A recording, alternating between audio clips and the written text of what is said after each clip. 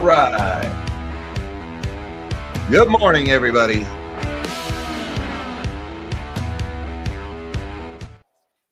Good morning, all you magnificent melon heads of the world, and happy Wednesday, everybody. Today is March 19th, 2025. Happy Fed Day.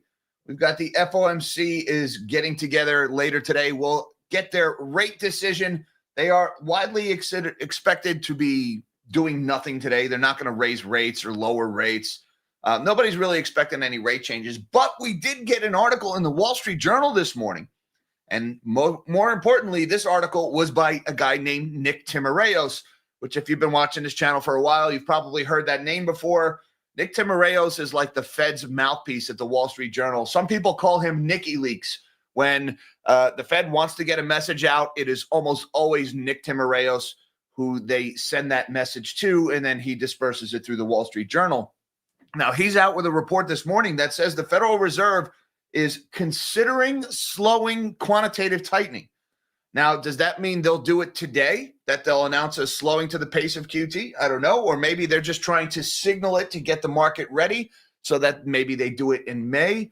We just don't know at this point. But the Fed is considering slowing QT. That is the headline now. That's important. Quantitative tightening, that's basically the destruction of money. That's been one of the primary mechanisms they've been using to fight inflation since the end of transitory, along with interest rate hikes. Now, QT, even though they've actually been cutting rates for the last couple of months, or at least September, October, November timeframe, they were cutting rates. The Fed has continued with their quantitative tightening. Now they're talking about slowing it even more. So what are they worried about? Why would they be doing this? And it has to do with the debt ceiling. And more importantly, it has to do with what happens after the debt ceiling debacle in Congress when they actually raise it. The Fed is worried about something, and it sounds an awful lot like 2019, an event called Repo Madness that you may be familiar with. It's actually one of the events that led me down the path that culminated in the creation of this channel was Repo Madness. Back then, I had no idea what any of it meant, but I knew enough to know something really bad had just happened. So we're going to look into what is going on. What is the Fed's reasoning there? Why is Nick Timiraos coming out with this article today? And we also have a lot of other news coming from other central banks around the world, in particular, Turkey. What a fiasco going on in Turkey right now.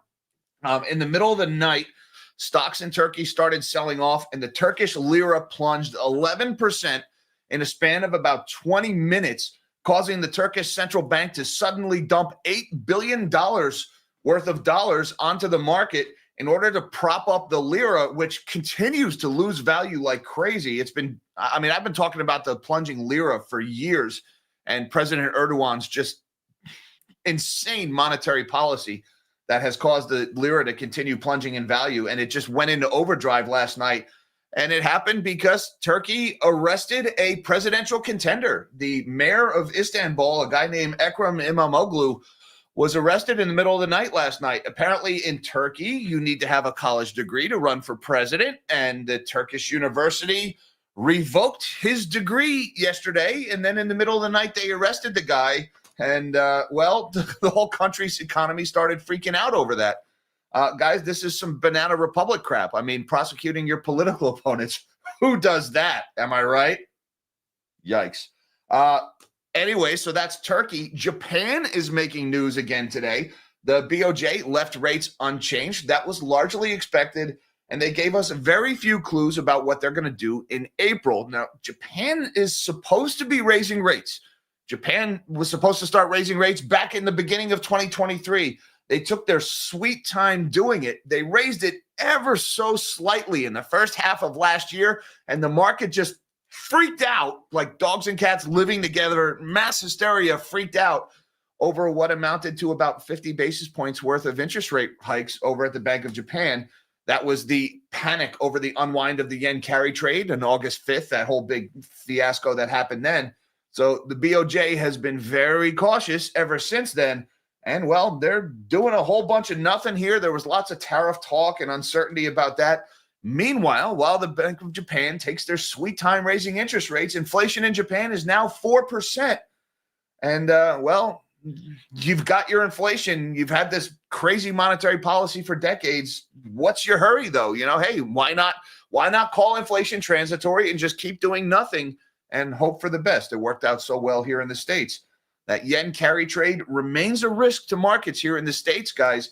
And I would say even more so now that you've got a lot of money leaving U.S. equities, selling U.S. tech names, and heading back home to Europe because, well, Europe and their debt vote and the remilitarization of Europe and all the debt spending bender that they're going on in Europe. European stocks are going crazy because they know inflation is going to make a comeback in Europe now. So I would say we are now even more vulnerable to the yen carry trade as that money is flowing from the States to Europe. We've also got the Reserve Bank of India is in the news. India's central bank, they're asking some of their banks to please, pretty please, stop doing this dollar arbitrage trade that's pressuring the rupee. The rupee is another currency that's been losing value against the dollar like crazy for this year. So a lot of central banks, you got some currency manipulation going on in Turkey and Japan. In Turkey and India, you got a whole bunch of nothing happening at the Fed and at Japan. And inflation is rising in Japan, but they continue to not raise rates. The Fed is trying to head off a liquidity event after the circus in Congress that's going to play out over the next few months. What a mess central banks have made around the world, and they're not done making it worse. We've also got news from Tesla today. The stock jumped on reports of approval in California for Tesla's robotaxi in a magnificent example of why you need to read the article and not just the headline. Tesla stock is up 3-4% this morning on, well, it's kind of funny what it's up on. I maintain my position, guys, that Tesla is just untouchable right now. I mean, what's going on at Tesla dealerships around the country is freaking barbaric. But hey, he said a mean thing or he cut funding from a program that I like, so I'm going to firebomb his car dealerships. Okay, it's a totally reasonable reaction to something like that. Good luck with your Molotov cocktails. Also going on, NVIDIA, there is a very important technical event that is about to happen in the charts. We're going to take a look at that, and it may be a harbinger of things to come because, guys, that CoreWeave IPO is just around the corner, or it's supposed to be. It was supposed to be last week, I heard. That CoreWeave IPO is on life support. And I just mentioned I put out another video about CoreWeave yesterday and about what happened the last time retail traders piled into something CoreWeave was selling. A company called Sycerex didn't go so well for retail traders. Check that one out in the feed when you have a moment. We also got General Mills earnings below expectations, slowing snack sales, another sign of the struggling consumer, possibly a continuation of the Ozempic effect. We got a lot to talk about today, guys. Why don't we shrink my big melon of a head and let's see what's going on in markets today, shall we? And don't forget that like button and the subscribe button for the YouTube algorithm so you can come back and have your coffee with the melon heads because we do this one every day. And right now we are looking at an S&P that is up modestly, 12 points higher, 0.22% higher for the S&P. Little bit of green this morning. The Dow is also up about 0.1%, 42 points to the upside, 40 points to the upside now. And the NASDAQ is up by about 1/3%, 63 points higher. So stocks are up a little bit across the board here this morning. We've got the dollar is a little bit stronger, 103.62. That's up 37 basis points this morning. That's going to put a little downward pressure on stocks, but not a lot of movement happening there. Pay attention to the Dixie, guys. Pay attention to that FOMC press conference later today. That will almost certainly move markets one way or another. Again, the Fed is expected to do nothing, but we'll see what they say about their next few meetings. Looking over at the bond market, we got yields are mostly higher a little bit this morning. They're pretty much flat. 30-year Treasury, 4.580, up a fraction of 1 point. The 10-year is at 4.289, up almost 1 point. The 2 years at 4.069, that's up almost 3 points.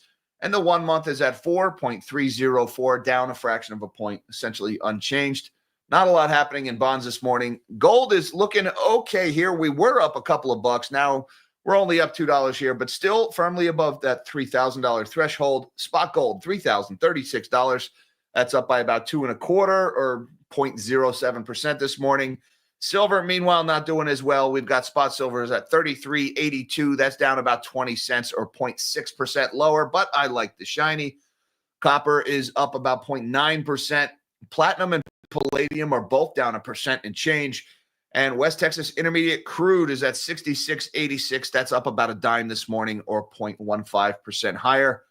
Looking over at Bitcoin, same story as the last couple of days, continues to hit its head on that 200-day moving average. We're pretty much in the same range we've been for the last 3 days, 83,929 as priced on Coinbase. Still can't quite recapture that 200-day line for Bitcoin. Now, let's talk about what's going on in the Wall Street Journal this morning. There's some important language here, and the Fed is actually pretty worried, it seems. As debt ceiling looms, the Fed considers tweaking its portfolio runoff. The process of shedding assets and draining bank reserves could collide with dynamics related to raising the federal debt limit. And it's not so much raising the federal debt limit, it's what comes after raising the federal debt limit. Federal Reserve officials on Wednesday are set to weigh an adjustment to their policy of shrinking the $6.8 trillion in asset holdings. For the past 3 years, the Fed has been shrinking the portfolio of treasuries and mortgage-backed securities that had accumulated during previous stimulus campaigns, including one to stabilize dysfunctional markets when the COVID-19 pandemic upended commerce in 2020. Now it could opt to pause that runoff or slow it down. Here's a look at what's happening. And guys, once again, a reminder, this is written by Nick Timiraos, which means this is coming directly from the Fed themselves. They just leak it to Nick and he writes whatever they want him to say. Why the Fed is considering the change now. The Fed is trying to avoid a rerun of the situation that occurred in 2019 when it was also shrinking the asset portfolio, sometimes called its balance sheet. Back then, the balance sheet runoff prompted strains in overnight funded markets that forced the Fed to make a U-turn and expand its holdings. Now, that event, they're not saying it here, but that event was known as Repo Madness. That was September 17th of 2019. And in my opinion, it was one of the most important days of our lives that nobody even really knows about outside of the world of finance. In the middle of the night, borrowing costs in the repo market went from about 2% to over 10% in the span of a couple of hours. There was a big blowout in borrowing costs. It was a liquidity panic. And the stock market was at all-time highs. Unemployment was low. The economy was booming. GDP was growing. And all of a sudden, in the middle of the night, the Federal Reserve had to start printing money, and nobody really understood why. That was repo madness. And the Fed is saying we're trying to avoid that right now. So this is, if you understand what they're saying here, this is a surprising degree of alarmist language from the Federal Reserve here. The potential for a market hiccup will rise in the coming months because of the interplay between the Fed's balance sheet runoff and the need by Congress and the White House to raise the federal debt ceiling. Now, they're mentioning here, once the debt limit gets extended, forecasters estimate that will need to happen by August to avoid missing payments. That process will also go into reverse. They're talking about how as soon as the debt limit is raised, the Treasury is going to start borrowing again. Right now, the Treasury isn't borrowing, or at least they're not borrowing any new money. We're already up against the debt limit. So the only money the Treasury is borrowing is to replace what they've already borrowed so that the total debt level remains neutral. There's no growth in the supply of Treasuries right now. Now, once the Federal Reserve, or once the Congress raises the debt ceiling and the president signs it into law, their government is going to have to refill the Treasury general account. They are going to borrow a ton of money, and that means they are going to drain money out of the bond market just as soon as Congress gives them permission to do so. And when the Treasury starts draining the bond market, increasing the supply of Treasuries, well, that increasing the supply while demand stays the same, the price goes down, interest rates start going up. The Fed is worried about a liquidity event happening in the bond market after the debt ceiling is raised. And so they're going to stop destroying money. They're going to stop quantitative tightening in order to get out in front of that. The Treasury will begin to rebuild its cash balance, and reserves will exit the banking system rapidly once that debt ceiling is raised. So the fact that this is coming in from Nick Timiraos, and it's coming this morning right before an FOMC press conference, means the Fed is either going to reduce their QT at this meeting, or they're going to talk about doing it at the subsequent meeting.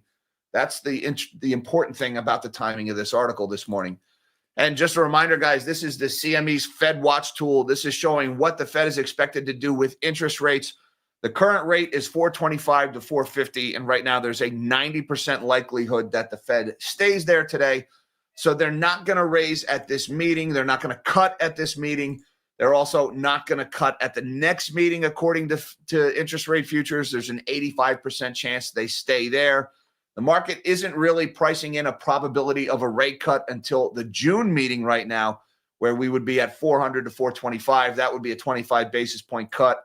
And by the end of the year, the market is still pricing in a likelihood of 2 cuts, the Fed funds rate being 375 to 400, which would be 2 25-point cuts below our current level. That is what the market is projecting for the end of the year, although that sound you hear is God laughing while the market makes predictions. Also going on, we've got chaos in Turkey here. Turkish banks sold around $8 billion to defend the lira. This happened in the middle of the night last night. Turkish lenders sold around $8 billion until midday on Wednesday to support the lira after the currency plunged as much as 11% following the detention of Istanbul Mayor Ekrem İmamoğlu, according to people with direct knowledge of the matter. Now, Istanbul's Mayor Ekrem İmamoğlu is considered the most likely candidate for the opposition party in Turkey in the next presidential election. In other words, this is the most likely opponent for President Erdogan. And, well, when it looks like you might lose an election, why not just arrest your opponent? Apparently, that's what passes in Turkey. And, of course, the market freaked out when that happened last night. The intervention in the lira market was carried out through multiple lenders, the people said, asking not to be identified. Maybe they don't want to be arrested in the middle of the night. The central bank wasn't immediately available for comment. Now, look at this chart, guys. This is USD TRY. This is what the Turkish lira did last night when this guy was arrested.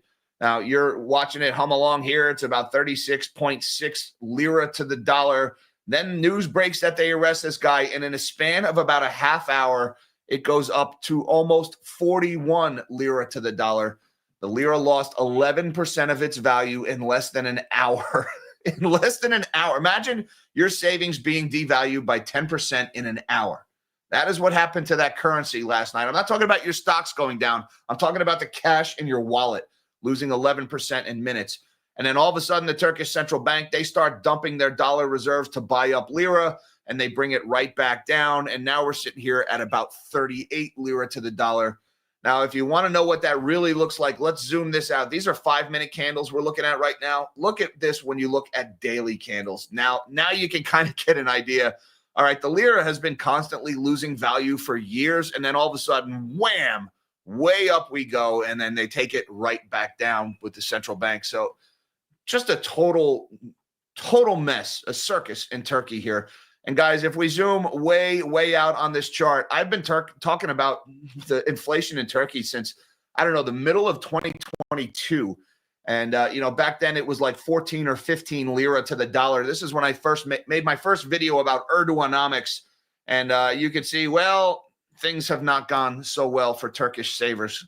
As bad as the inflation has been here in the States, guys, as much as we're struggling with it, it's so much worse in other parts of the world. I mean, I hate to say this, but be happy for your current set of problems. You could be living under this. Meanwhile, you've got BOJ keeps interest rates steady, warns of Trump tariff risks. Everybody's talking tariffs today. Look, the BOJ, they did nothing. They were expected to do nothing. And, well, they're saying nothing about what they might do at their next meeting, where there's a chance they might do nothing again. The problem is Japan needs to do something. The Bank of Japan kept interest rates steady on Wednesday and warned of heightening global economic uncertainty, suggesting the timing of further rate hikes will depend largely on the fallout from potentially higher U.S. tariffs. And, they're sitting here talking about tariffs might cause problems. We might get tariffs. Trump might put tariffs on. He might delay them another month. Who knows what the guy's going to do? He kind of shoots from the hip, you may have noticed. Meanwhile, inflation in Japan is over 4%, and they're doing nothing about it. Governor Kazuo Ueda also said rising food costs and stronger than expected wage growth could push up underlying inflation. It's already happening, highlighting the central bank's attention to mounting domestic price pressures. He offered few hints on the next rate hike timing, but said the BOJ did not necessarily need to wait until everything is clear on the impact of U.S. tariffs and pulling the trigger. So tariffs maybe not. Maybe we raise, maybe we don't.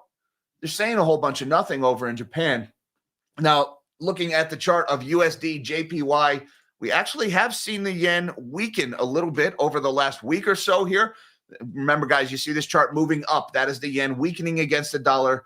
Of course, that's after several months of the yen strengthening against the dollar that we saw pretty much through all of January, February, March. So, right now we're in a hurry up and wait situation with the yen carry trade. And India, by the way, we won't spend too much time on this, but the Reserve Bank of India said to ask banks to cut offshore forwards for arbitrage. What's going on right now is there's this weird situation in India where you can buy dollars in India and then sell them overseas, and you can make a fraction of a penny in profit when doing that. It's creating a little bit of an arbitrage, and that's resulting in people buying lots of dollars for rupees and then selling them for very small profits. That is resulting in the rupee losing value as they do that. And so the central bank in India is saying, hey, guys, cut this out. You're destroying our currency. Now, if you look at what's been going on in India for the last year, you can kind of see that the rupee has just continuously plunged in value. Now, I would add that the rupee has somewhat strengthened in the last couple of days here, just like the yen. So maybe there's a sign this chart could be about to turn, but the central bank in India is trying to defend their currency as well. Now, this is a case study here, this Tesla article. Guys, this is a perfect example of why you need to read the articles and not just the headlines. Tesla stock jumps after securing first of many approvals for California robotaxi rollout. Oh my God, buy the stock. The California government just approved robotaxis in California. Oh my, no, that is not what this article says, but people are buying the stock anyway. Tesla took a step toward launching its long-promised robotaxi service in California, securing the first of several necessary approvals, a state regulator said, sending the car maker's share rising nearly 4% in pre-market trading.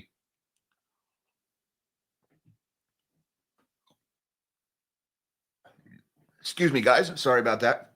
The California Public Utilities Commission granted Tesla a transportation charter party. They granted them a transportation charter party carrier permit.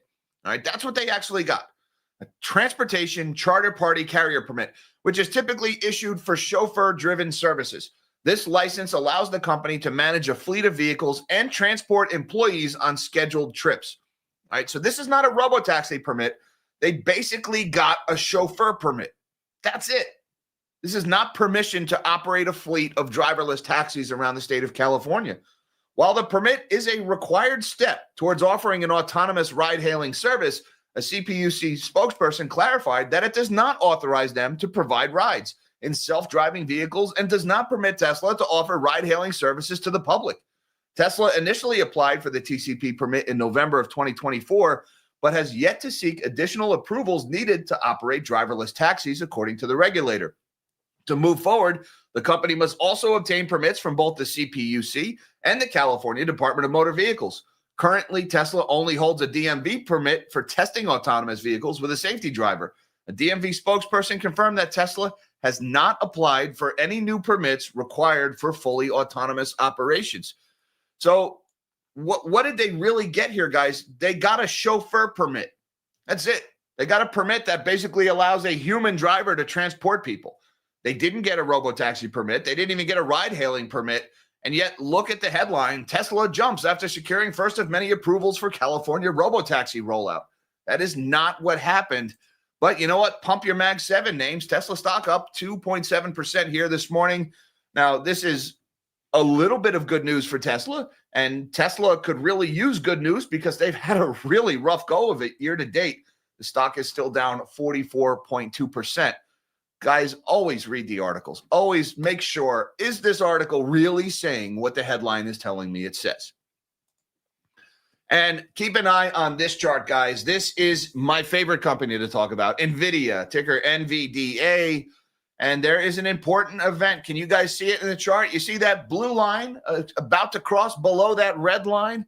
Well, that blue line, that's your 50-day moving average. And the red line, that's your 200-day moving average. Let's get a little closer here. That is a death cross. That is about to happen. When the 50-day moving average crosses below the 200, that's known as a death cross. And that is one of the most bearish technical signals you can possibly get. And it is currently slated to happen within the next day or two. And it's possible this could trigger some algorithmic selling and take the stock lower. It's also possible that this might just perfectly coincide with I don't know, say a story about a CoreWeave IPO not going so well. Who knows? But this is something to watch out for. And they're already kind of talking about it in the press here. NVIDIA stock is inching closer to a death cross. Should investors worry?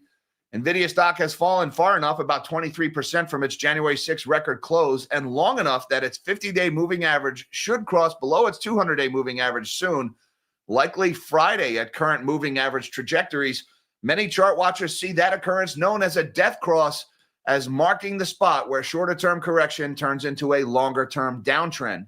Death crosses aren't necessarily good market timing patterns, given that they are well telegraphed, but history suggests investors could have reason to worry. Of the 12 death crosses in the stock's chart since it went public in 1999, the stock fell further after 9 of those appearances by an average of 41% before it bottomed. The 3 times it didn't fall further, the stock had bottomed before the appearance twice and 4 days after the other time. So it's not a perfect signal of a crash. It's, out of 12 times, 9 times the stock crashed more than 40% afterwards. The other 3, it marked the bottom. The last death cross appeared in April 20th of 2022, after the stock had already fallen 36% from its record close that was reached 5 months before. The stock fell another 47.7% before it bottomed on October 14th, 2022. I would add that was about a month before ChatGPT was released and thus beginning the AI mania. So could the death cross coincide with stories about a CoreWeave IPO being pulled or the CoreWeave IPO flopping? I don't know. But guys, they're having to blow harder and harder into this bubble to keep it inflated, and it ain't working. Bad news on the horizon. And last one of the day, General Mills sees a slump in snack sales as customers focus on essentials. The packaged food giant will focus on value for consumers.